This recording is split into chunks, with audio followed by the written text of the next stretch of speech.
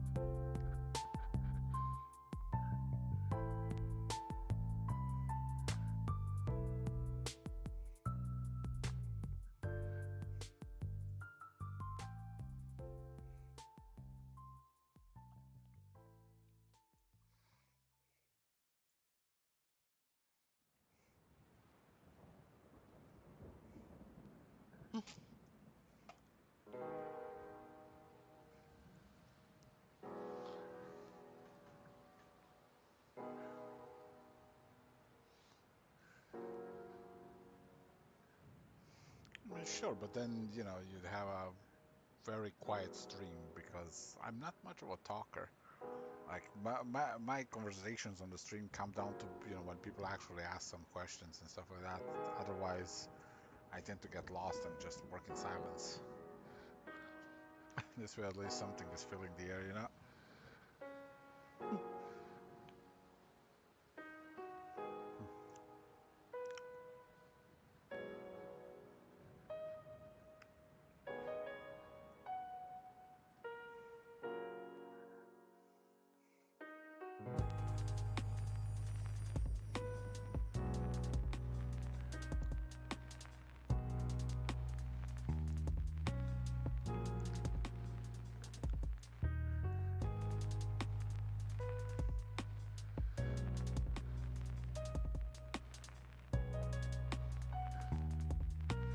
Oh my God, why didn't you ever never told me that?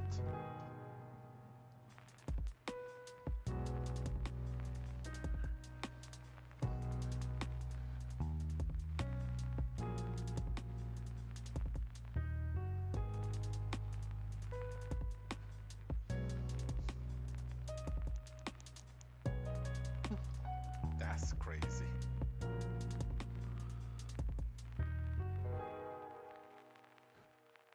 That's the first time I ever heard of that.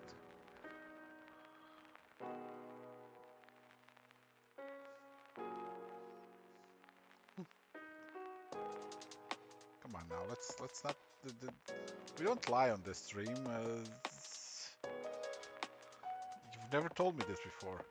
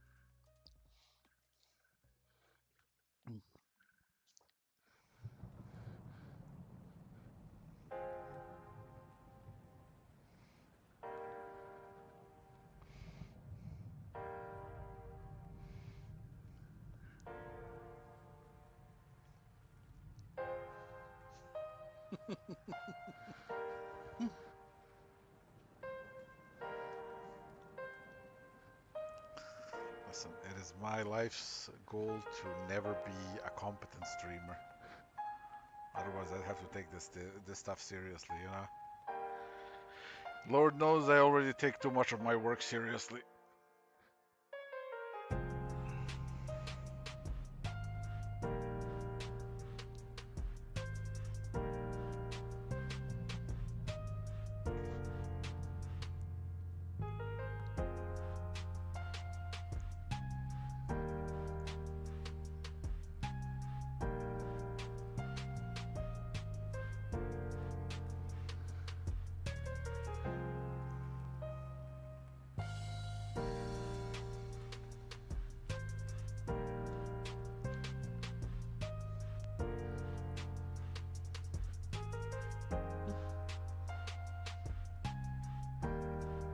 Then you obviously haven't read my writing.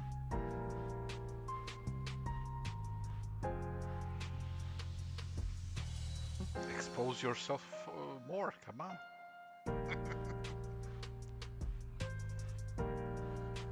What I write is deeply profound. I just use a veneer of silly humor.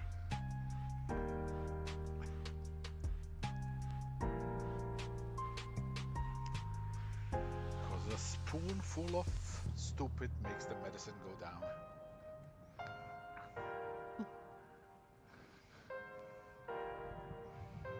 And it's always hilarious when people start realizing I just duped them again and they were like, I was gonna have a silly sex book. And I'm like, now you have existential dread. Have fun.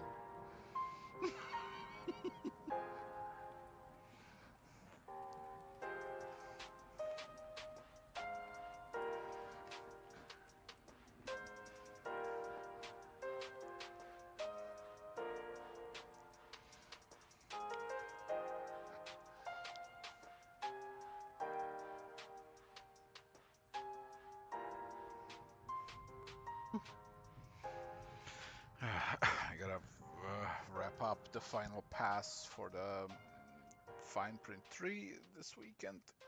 Gotta send that to my editor. This volume has been the most intense book I've probably ever made. And the funny thing is, like, it's not even like it's nowhere near to how crazy it's gonna get by the end. Yes, I never expected that book to go that hard because the initial concept was a silly one.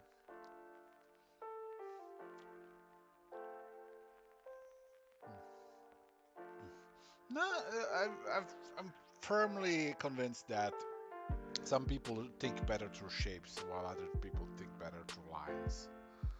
I, I'm um, I'm a sculptor effectively, you know. Like I do a lot of sculpting, so I think better in shapes and volumes and colors.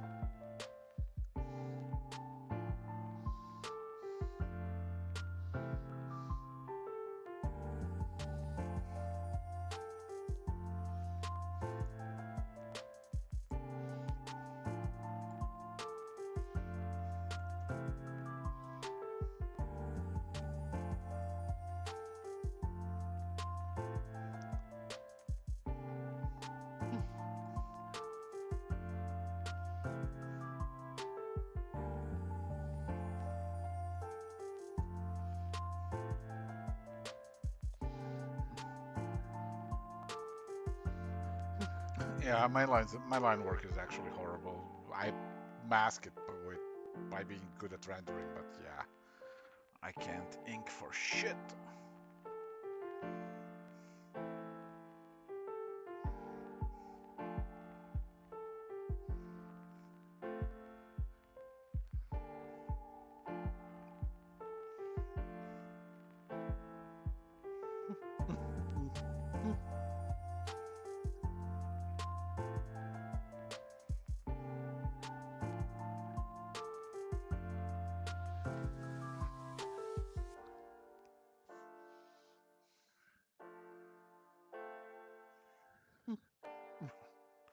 I mean, listen, every piece of sculpting starts with an ugly face. It's just that mine tends to be uglier than most. But thankfully, I do know what I'm doing, so that helps.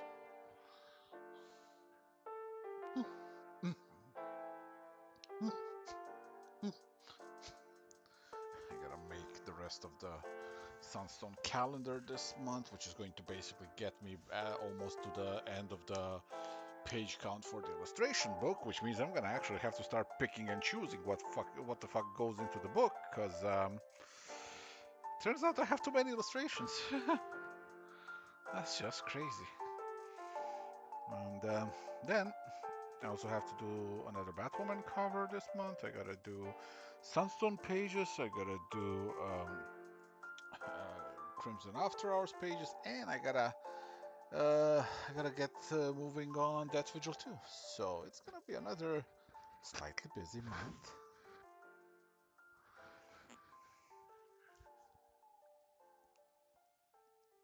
Exactly. That's my method. I am the king of drawing the rest of the fucking owl.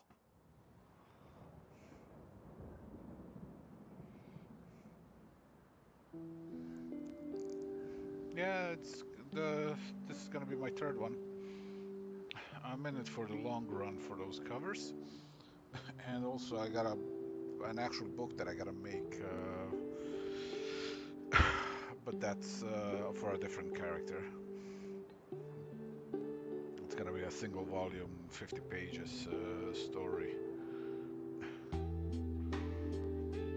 They asked me to do one, so and I could use a bit of a kind of a get out of my own headspace thing, because no matter how much I adore working on my own characters, and they are by far my most favorite ones to make, um, you know, you kind of, if you're constantly in the same world, constantly the same mindset, like, yeah, you kind of get a little bit exhausted. So sometimes I take a nice palette cleanser project and make something cool. Mostly for DC, because I really do like working with them.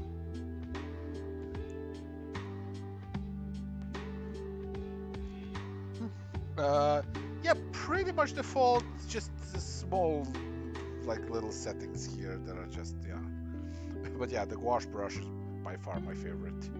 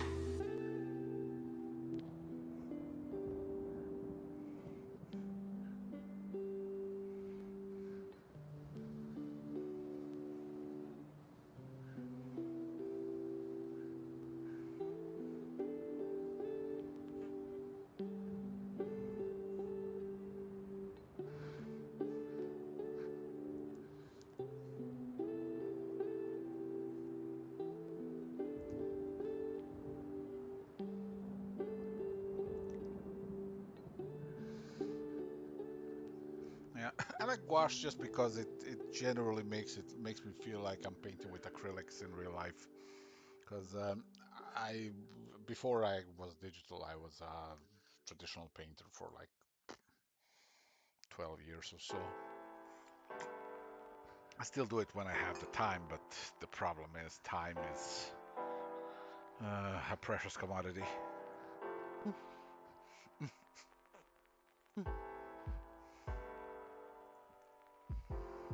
But thankfully, I have rediscovered the fact that I am still an absolute monster when it comes to productivity when I need to be. This December, I've made over 40 pages of comics. I've made 6 different illustrations, 7 actually, from beginning to end. Uh, and I have made, there was something else that I made, but right now it's escaping me because my brain is cooked. But yeah, turns out still got it.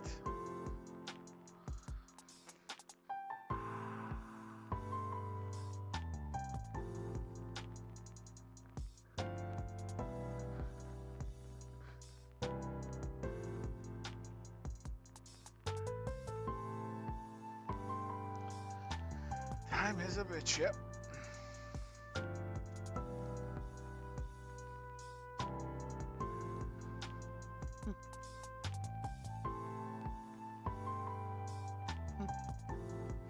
That's the spirit, dude. Make that New Year's resolution. We all do, and then discard it 5 days in.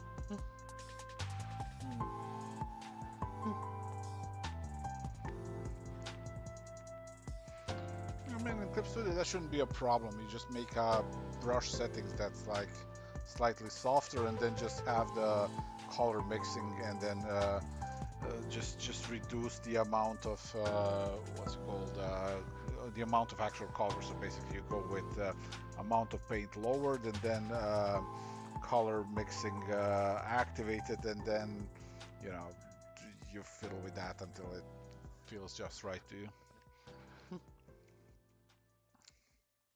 Because in Clip Studio you can do that. That's why I love the program.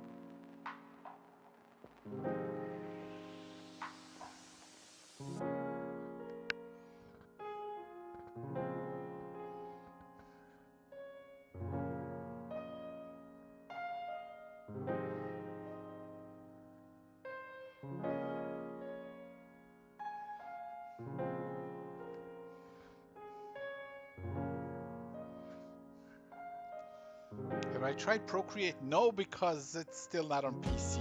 The moment it lands on PC, though, you can expect me to stream myself going into that shit. Because I am very, very, very intrigued by it, and I want to work in it. Plus, I really like the attitude of the people making it.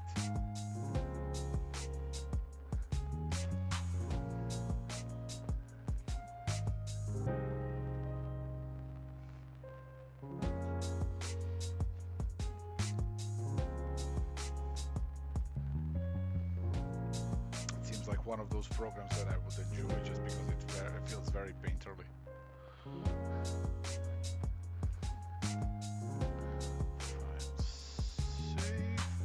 Just 1 second. I have drank an ungodly amount of coffee and it's gotta go out somewhere. So BRB.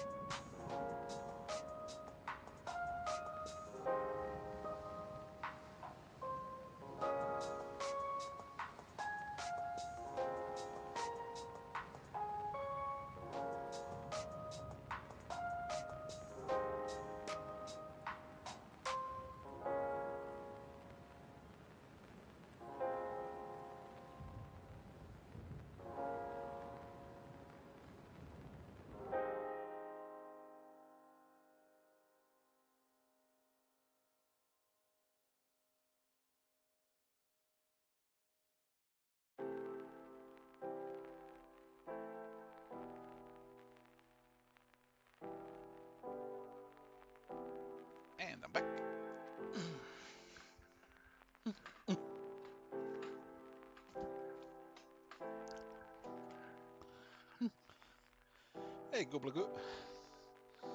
Morning and Happy New Year. And to everybody else who's recently in the stream.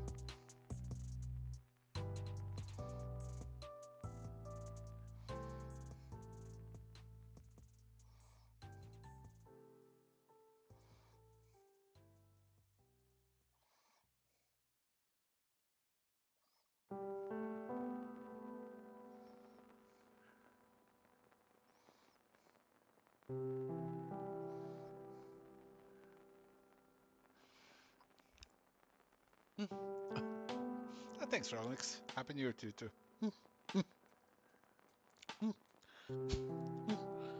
Yeah, I'm doing a March page for the upcoming Sunstone calendar.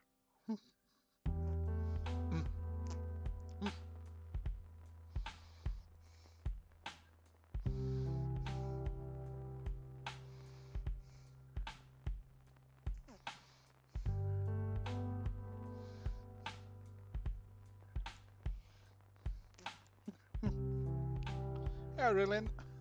Happy New Year.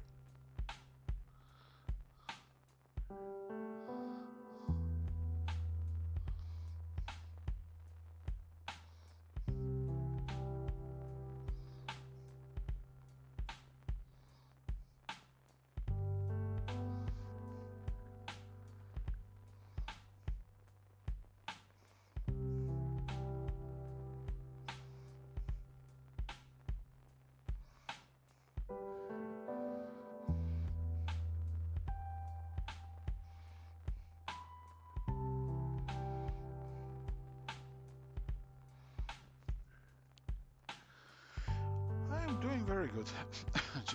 just finished a book yesterday, so now I'm just recovering from the actual exhaustion that I've suffered through the whole previous month. It's been 12 hours a day of drawing every day.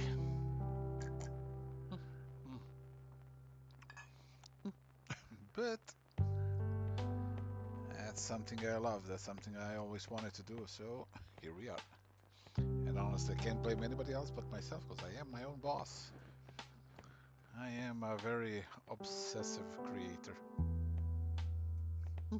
Thankfully, I'm also married to a very obsessive creator, so there's never friction there. We get that about each other.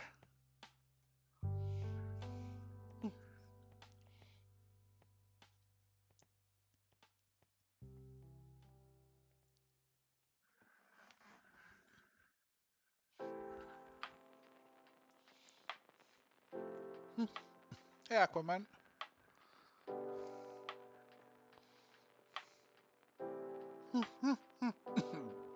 Is there Santa or Krampus in my story? Yes. That's actually something that's gonna be discussed at a later point when we get back to Rachel and Kalen, when we truly get into their situation.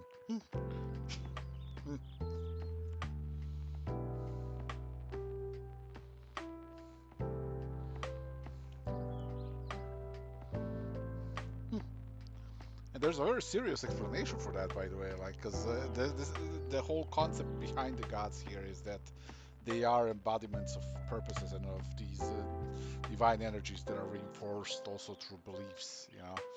And, well, you know, Santa and Krampus are one of those things that are kept alive constantly by the beliefs of children. And over time, certain spirits have claimed those titles.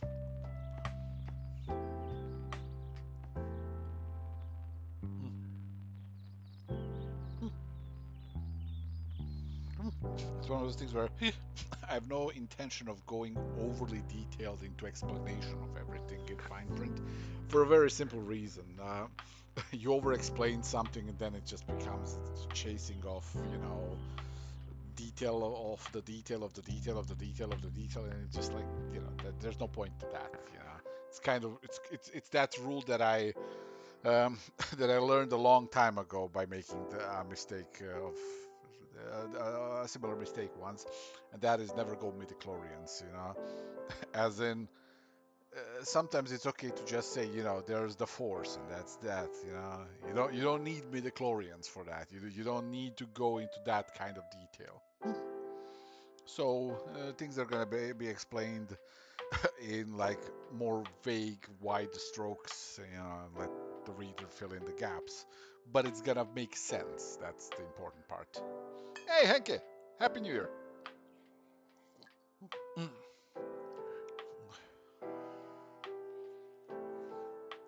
Yeah, it kills the mystic part of it. It kills the pacing also. Like Jesus Christ, I've made some stinkers back in the day. My first attempt at writing was Ravine, and mistakes were made.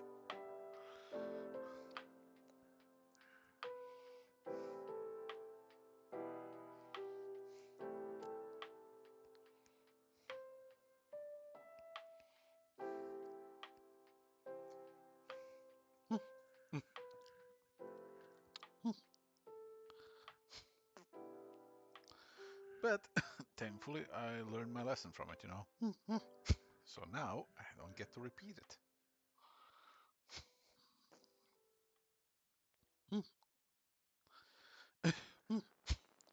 Because in fine print, I intend to explain what needs explaining, and I intend to explain it in a very simple way, where it's like, you know, I have no plans on making quantum physics out of my story, you know.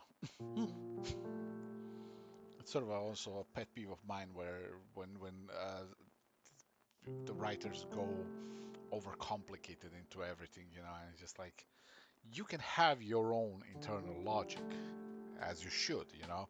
You need to have the ability to answer a thing without actually answering it. As in, you know, with that, you create a sense of consistency. So I have a massive amount of notes on how things operate in fine print, what does what and for what reason. But at the same time, those are notes that, that I'm never gonna go around going like, oh, so here's what it really is. No, because there's no point to it. It just ruins the story. And it's kind of one of those things that you notice often these days when a movie is released, and then later on you have the director going on interviews and explaining what scenes mean, because you know it wasn't really in the movie, but here's what it really was. And it's like, if that was important, you could have put it, you should have put it in a movie then, you know, like. But yeah, so I don't I want to avoid that, you know. I want stories that feel rich, that feel believable, that feel engaging, exciting, but don't overstay their welcome on the basis of minutia and just that on the basis of midichlorians. Supernatural stuff most of the times doesn't need to be explained. Your best horrors, your best supernatural stories are the ones where it's like people at best guess what the thing is and how to beat it, and sometimes it works and sometimes it doesn't, and that's what makes it interesting and exciting. If you go with a whole set of rules for everything, and then well,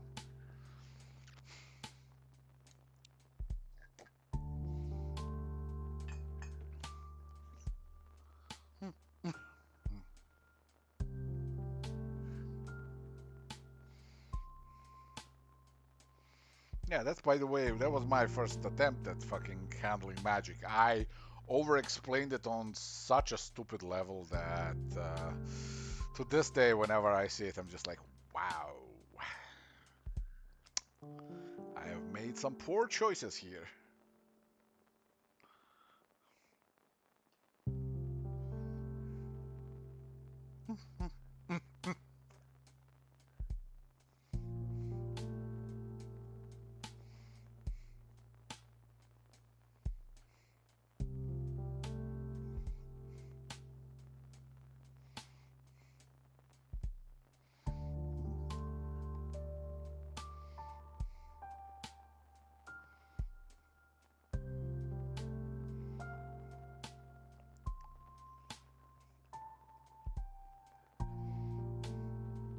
Yeah, that's how it usually goes. Like the moment you start over-explaining, you know, like Linda knows very well when I sit with her and I explain her and I start talking about kind of the inner consistency of the universe that we're making, and she's we get into these conversations.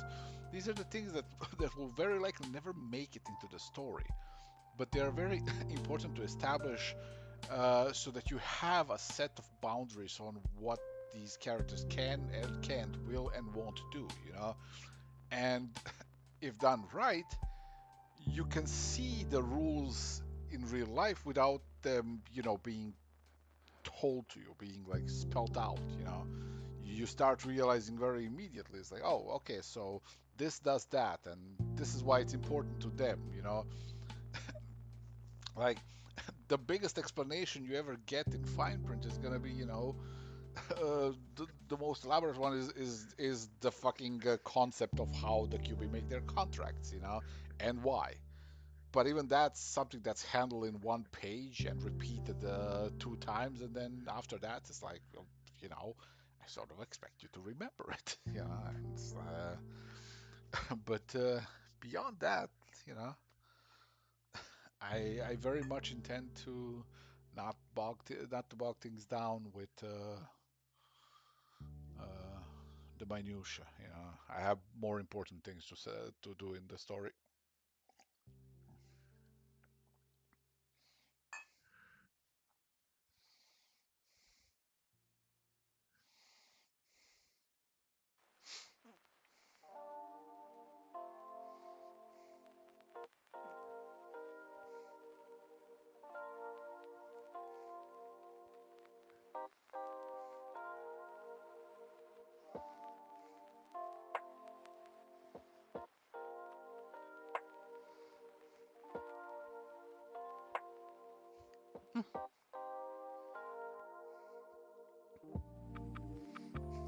Nice, thanks, Adrian.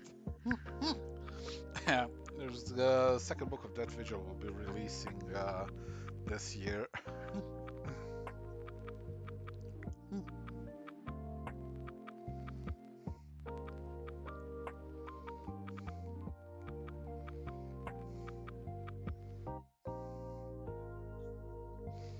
I mean, the contract is either with a succubus or an incubus in general. Depends on what works best for the contractor.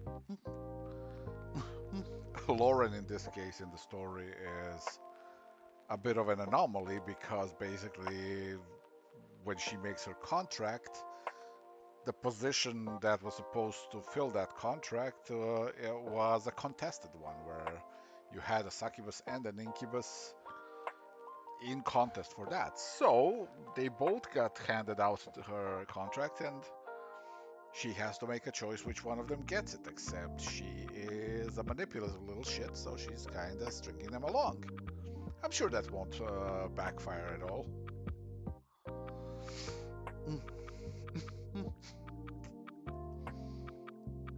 Lauren Thomas is a person with a long tradition of making just the best choices.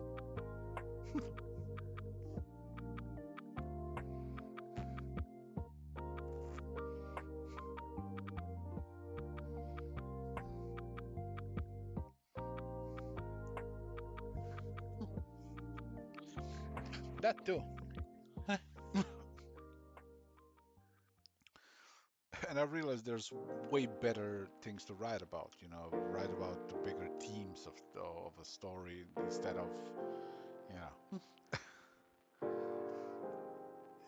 explain what a machine does instead of how it ticks. You know what I mean? Like that. That's kind of the concept behind it all.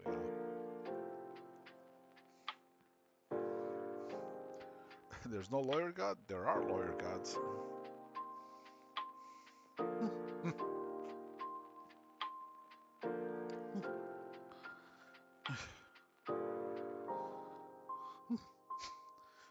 One of the secret sauces in fine print is the fact that through the volumes you realize that gods have over time imitated mortals in order to better fulfill their duties that are pertaining to the mortals. So as such, they've adopted a lot of human, um, you know, both personality traits, but also systems. Mostly because they made it easier to deal with humanity if they understood it better that way.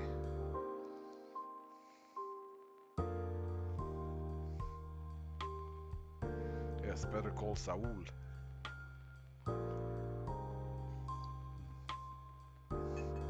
Hey, Battle Angel.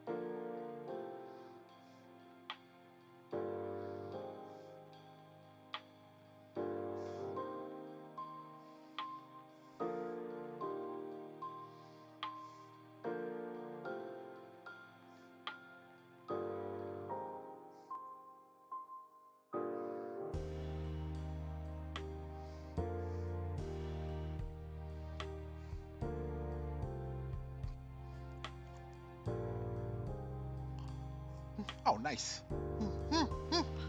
Yeah, I'm gonna try and get the new resculpting done within a week from now, because this week I'm gonna focus on illustrations and doing the sculpt edit.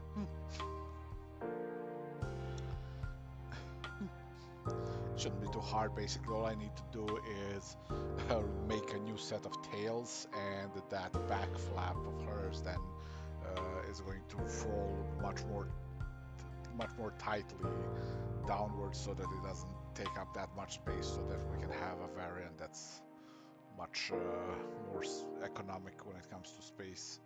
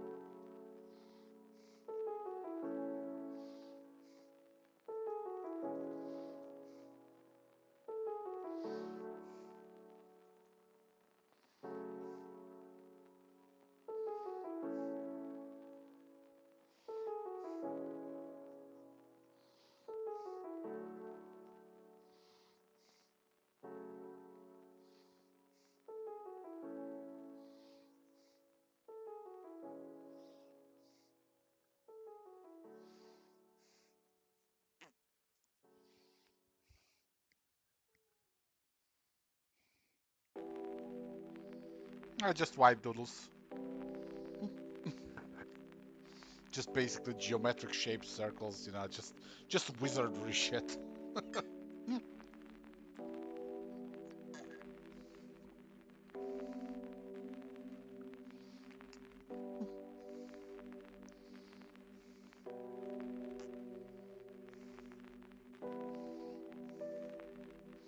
Like initially, the idea basically was just make something that feels very kind of Lovecraftian, and then introduce a set of heroes to fight it.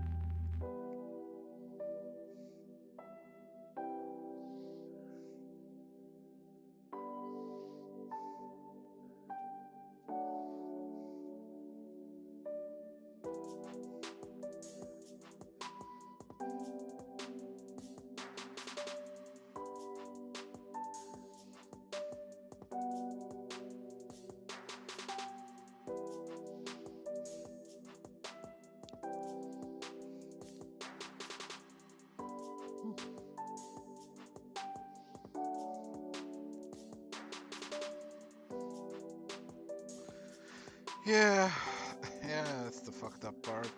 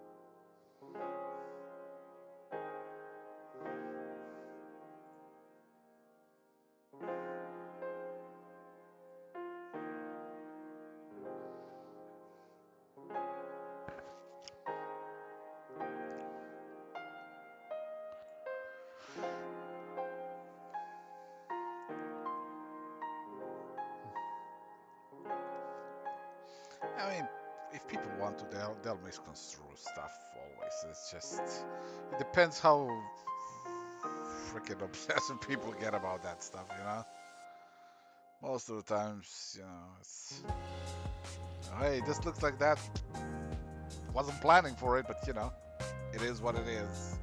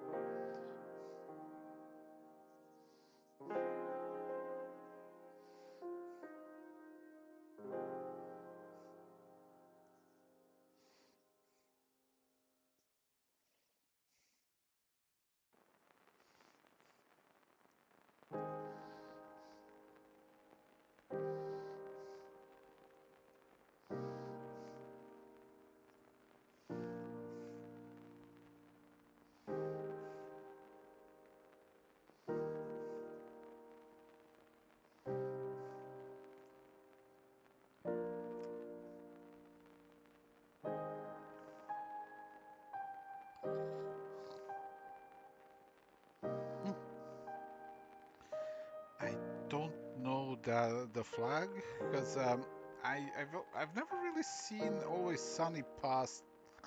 Like I've seen maybe 2 episodes of season 2, and I was like I have to continue it, but then I just never did. Like some shows just kind of don't really grab me for long enough.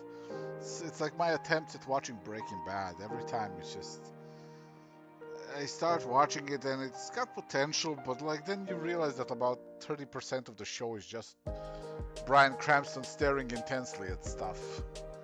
And it's like once you notice that, it just kind of becomes distracting.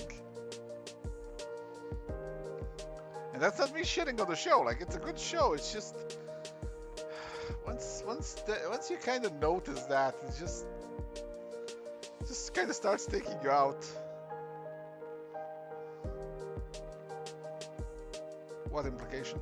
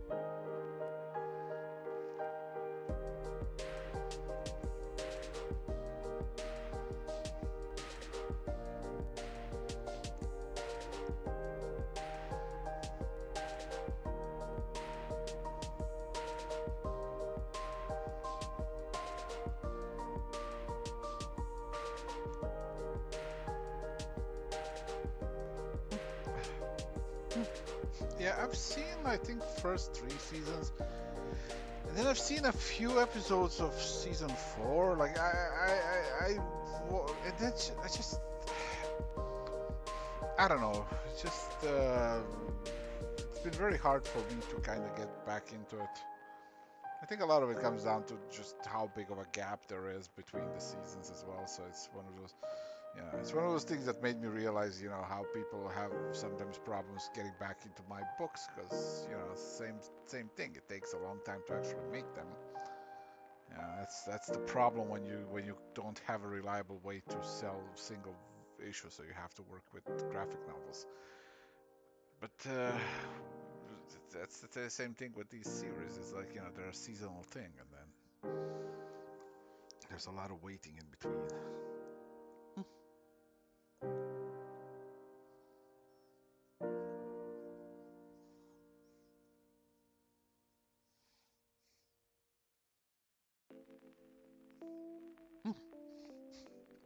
Also, that villain and that big old, big form of the, what's it called, mind flayer.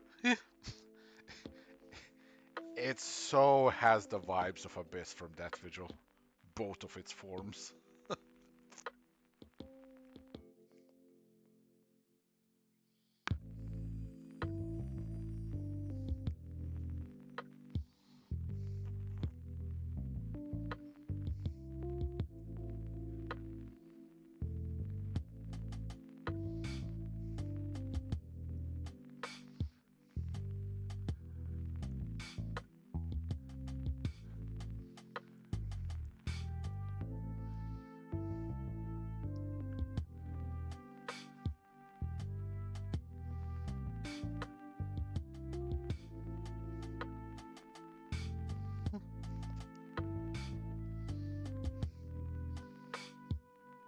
I think Shikiri.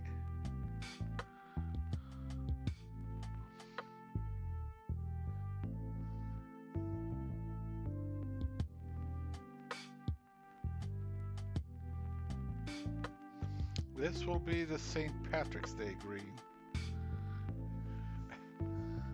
Anne decided she wants to go to the Crimson St. Patrick's Day party in one of Alan's leprechaun-themed outfits. She's asking him for the top of the outfit, and he's handing her 2 shamrocks.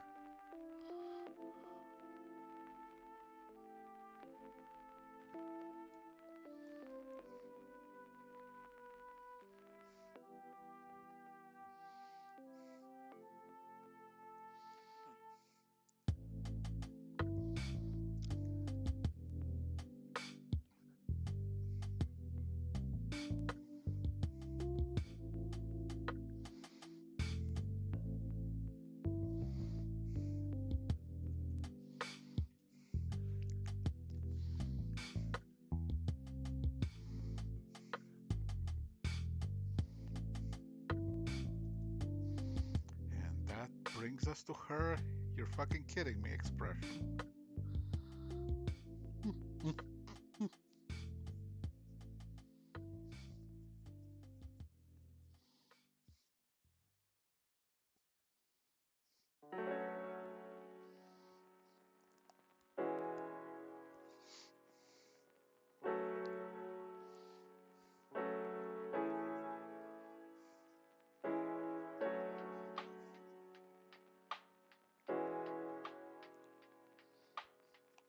Bottom of the evening.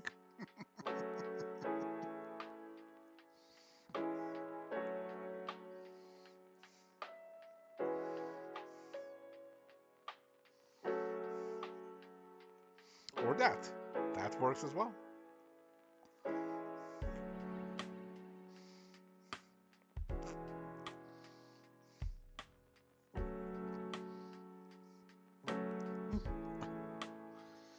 And yeah, I had that joke also kind of basically planned for one of the pages where I'd have Ali and Lisa next to each other in like St. Patrick's Day like t-shirts. And one of them says top of the morning, the other one says bottom of the morning. But then I decided I was gonna go with something like this. So yeah, I've heard that joke before. It's just so stupid, which is why I appreciate it.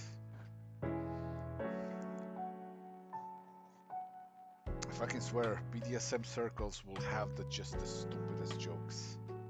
Just gotta love it.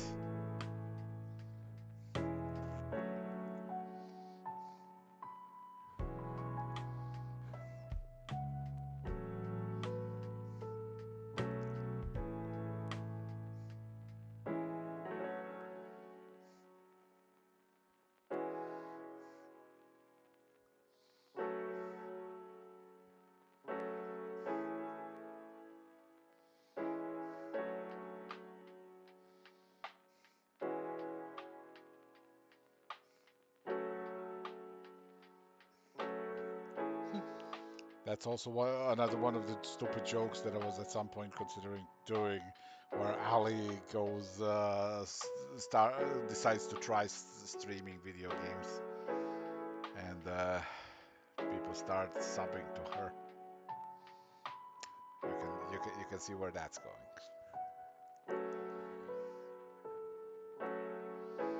But then I decided not to, because it's just it feels like one of those things that could get out of hand really fast.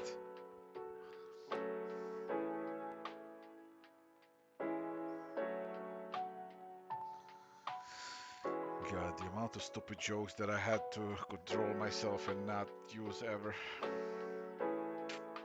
It's quite the list.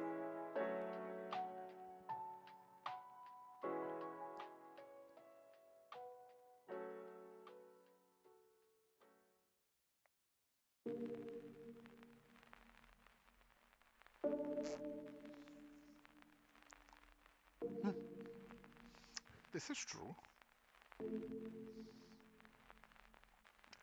We are talking about a woman who walks up to a booth at a fetish convention that's selling and doing a demonstration of a vacuum bed, and she goes like, "This is why you pay Jabba the money." So yeah,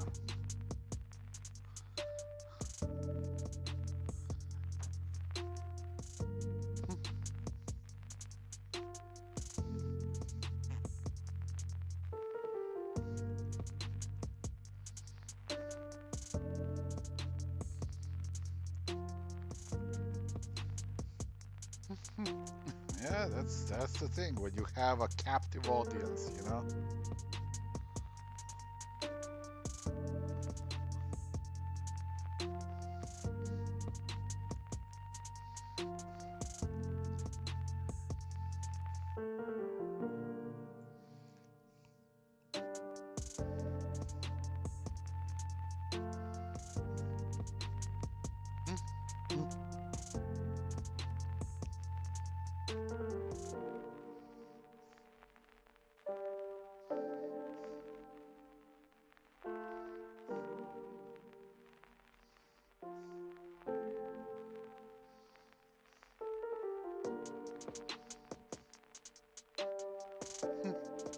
Actually, I might actually do the Ali and Lisa in Top of the Morning and Bottom of the Morning t-shirts, because I just remembered.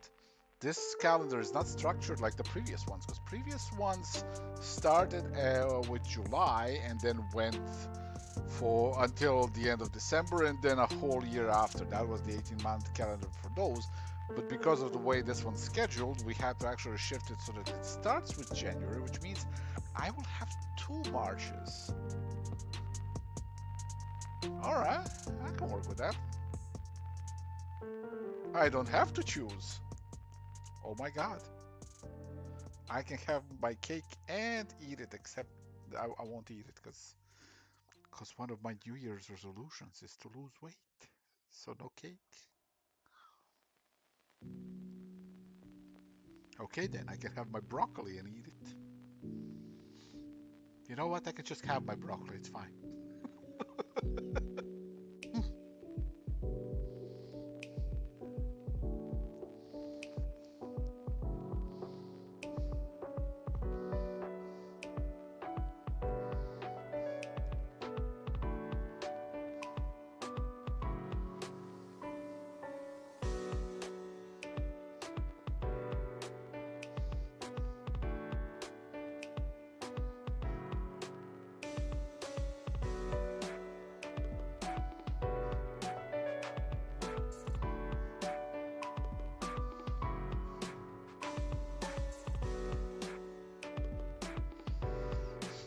Hey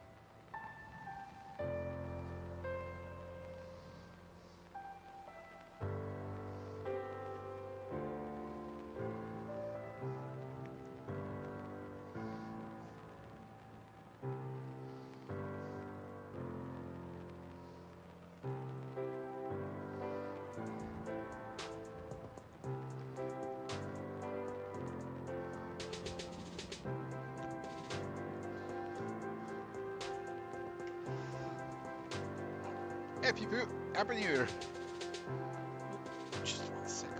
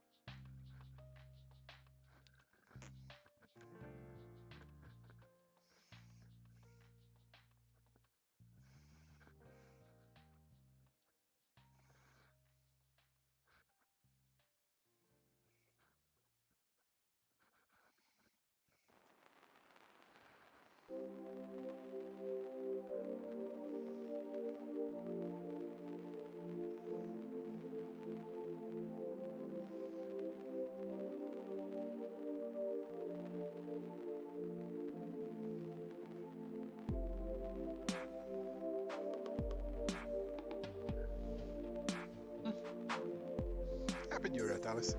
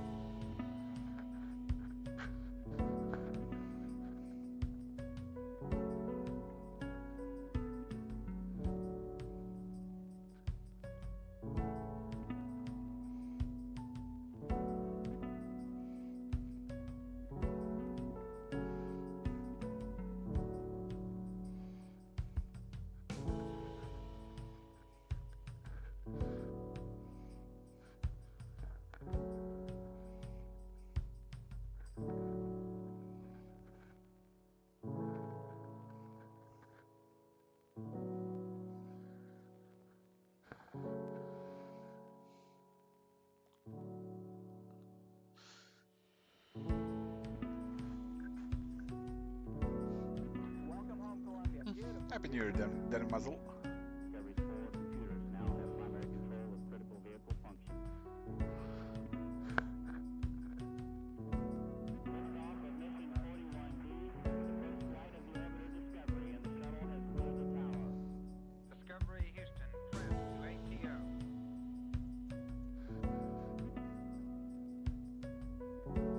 Nice to be in orbit.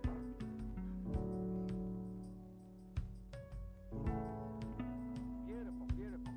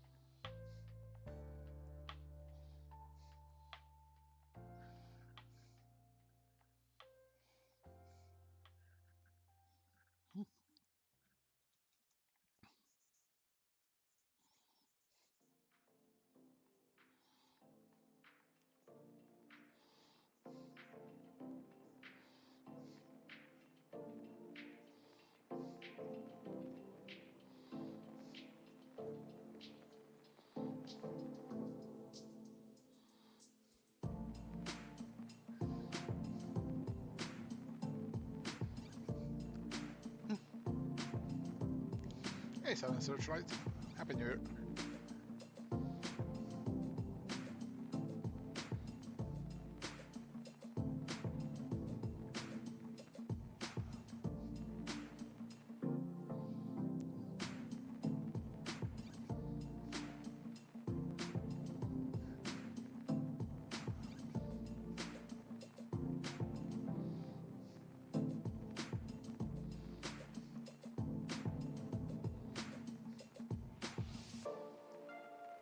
Damn, I'm still older. But happy birthday.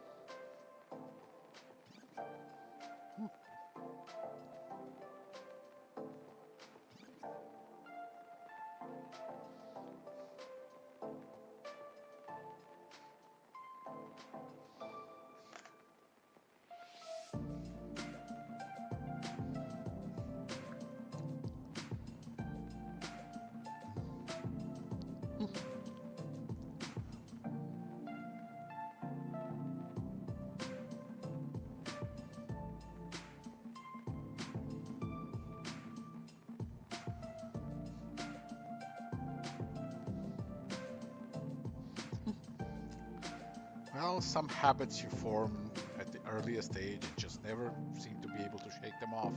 I get that.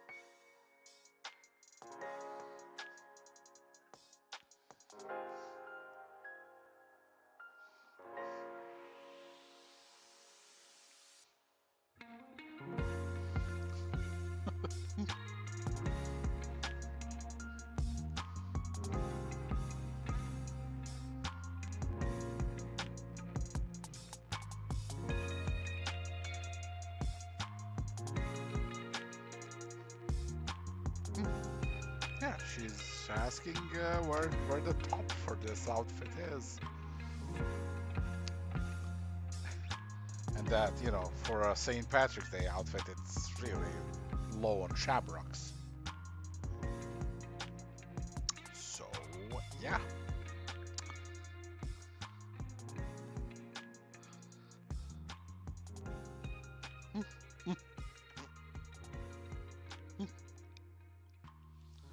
Her husband got her covered, sort of.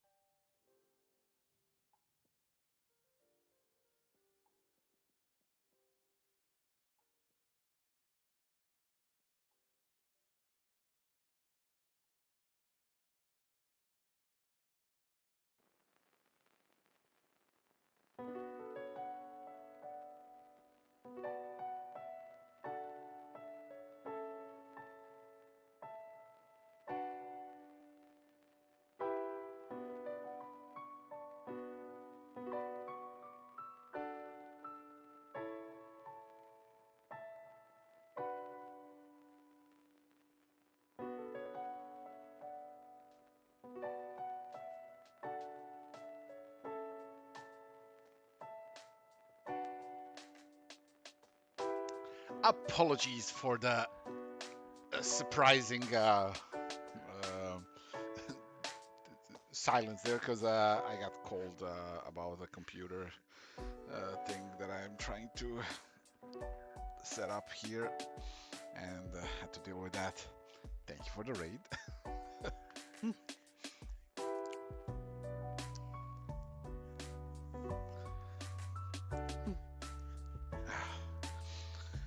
All right.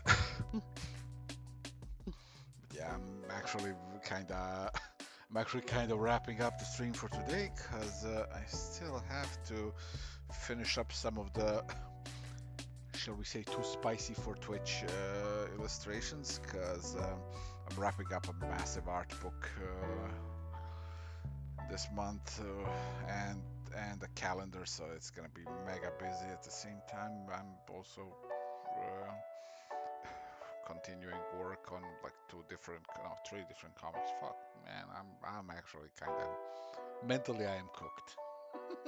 Oh, I'm doing absolutely brilliantly. Like I'm having the time of my life. It's just at the same time, it's one of those things where multitasking literally burdens the brain to a degree where you're just kind of like forgetting what day of the week it is constantly, and you're just like, oh wait, what do I need to do next? It's like I can get it all done, and I will do it gladly and happily, but at the same time, it is a lot.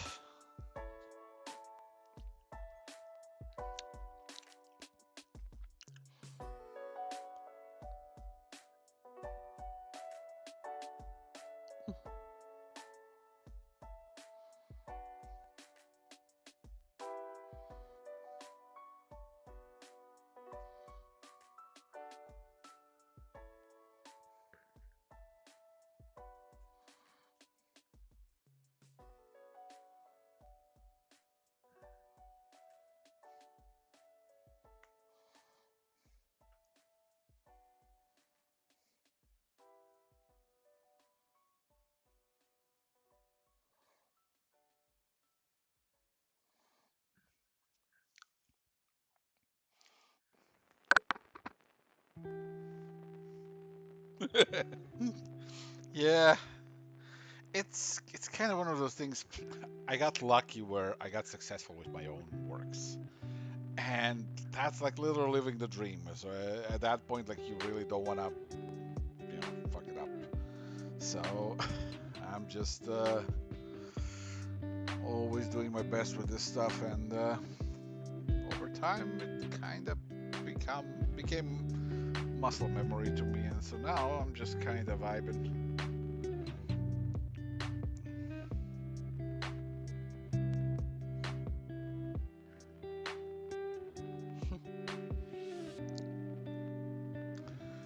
All right, this is not bad for what is it? Wow, 2 hours of work. All right, all right. I'm getting fast again. That's nice. There was a time when I was feeling like I was slowing down, but now I'm just absolutely back, which is just a very good feeling.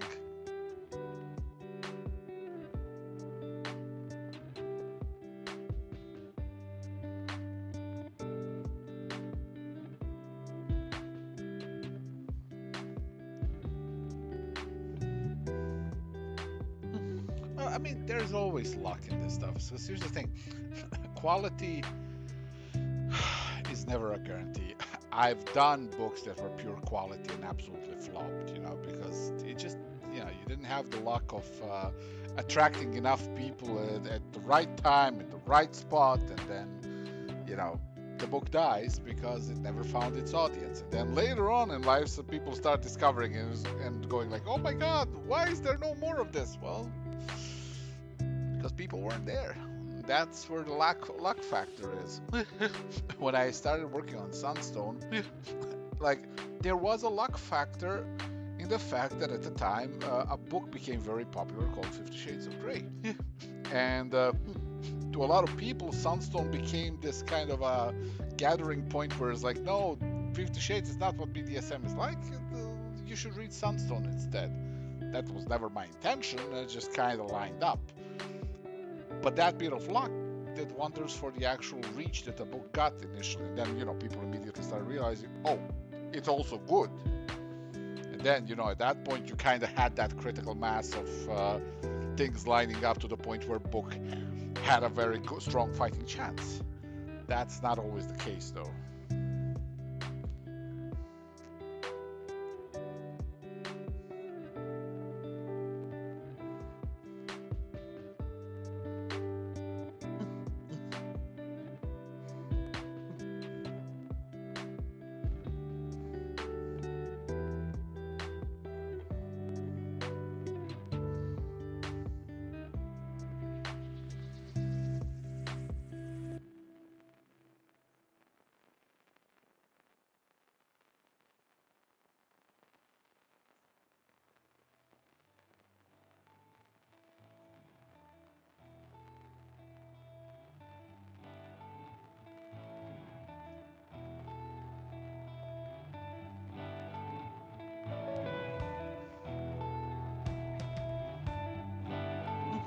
Yep. And that's what makes Sunstone relatable is effectively it's just a bunch of dorks working really hard on their hobbies. In this case, hobby is very much of a sexual variety, but at the same time, it really is that. They're just a bunch of sexual nerds LARPing.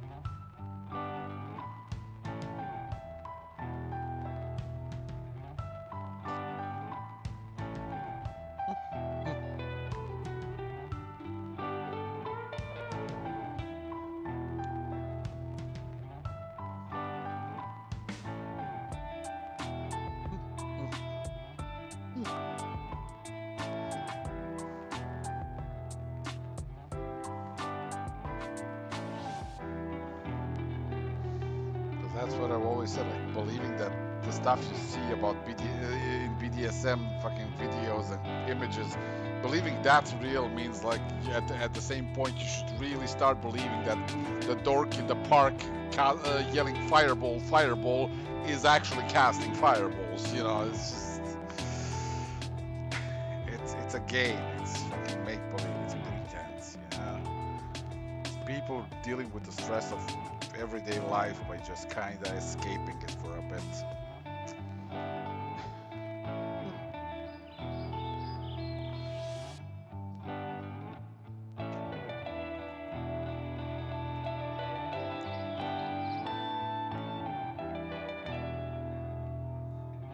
Yep.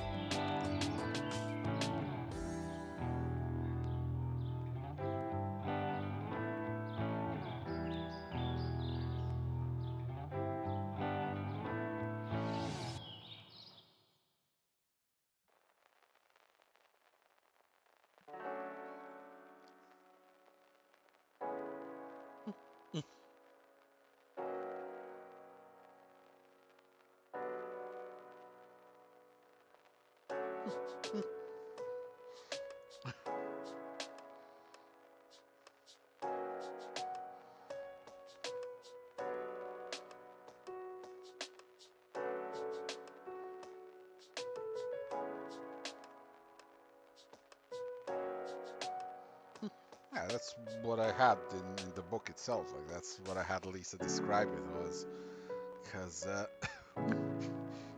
I fucking swear some of the funniest stuff you'll ever hear is when you're hanging out with people who are active practitioners of BDSM. Like just, my God.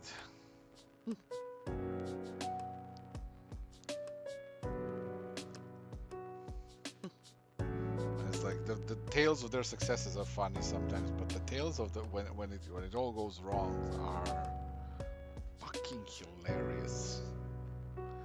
And anybody who's ever done BDSM, oh boy, they have those stories.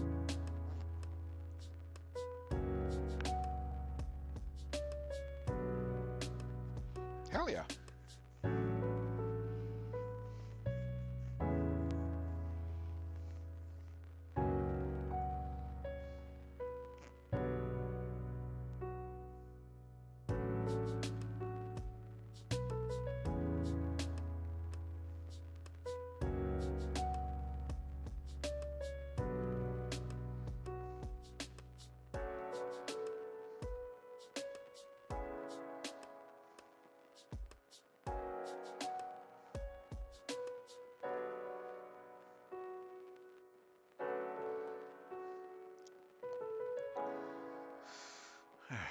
Alright, that's actually enough for today.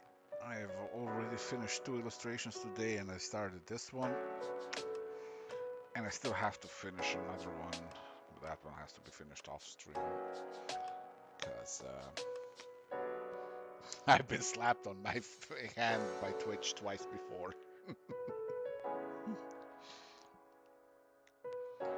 Alright, so thank you all for being here. Have a happy new year. And I am